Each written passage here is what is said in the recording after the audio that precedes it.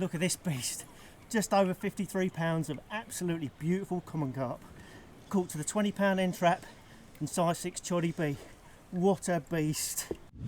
Obviously there's no point being all that way out there if the rig is tangled, and to be honest, me and Damien have both experienced tangles during this session, so we've sort of adjusted what we're doing to cut that down to a minimum.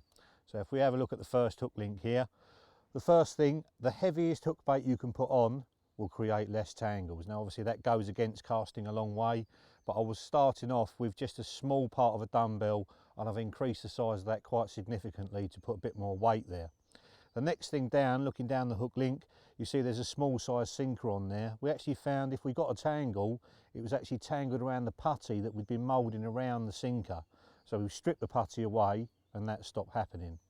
And then thirdly, you've got a hinge at the end there. That's one way to stop a tangle. If the hook link can fold back flat against the tubing, there's a lot less chance of it tangling.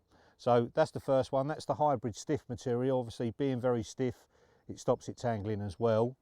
So that's your sort of classic combi rig. And then the next one is the one I've been catching most of my fish over the last couple of days on, and that is the IQ2 D rig. So it's 15-pound IQ2, which has got some inherent stiffness to it as well.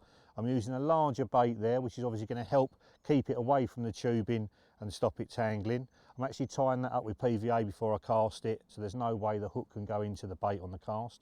I've got a larger sinker on there, the largest one we do, no putty round it whatsoever.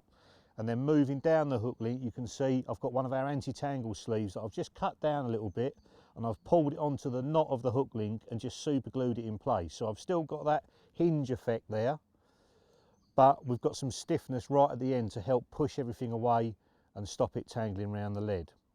And then the last one is incorporating the anti-tangle sleeve as it was meant to be. So looking at that end, we've got no pivot point there at all. So what's basically going to happen on the cast, that's going to force the hook link away from the tubing because it won't fold back. So you've got one that folds back completely and one that holds it off a long way. Both work, but this one in particular has worked really well for us. And this is the one that Rob uses when he's fishing here. The bailiff on here who fishes here all the time, that's how he fishes it to keep the two apart. Then moving down that 15-pound IQ2 hook link, we've got a small size sinker, no putty around it at all. And you can see there as well, I've got a stiff hair. The hair is a continuation of the 15-pound IQ2. No need to PVA that up because it's a stiff hair, it's never going to tangle. And on the bottom, because I've got a little bit of buoyancy to that bait, the hook's still going to lay flat, but the bait's just going to sit just up like that. So you've got some buoyancy in it, so it goes in the mouth easily, and that's going to turn and catch hold really quickly.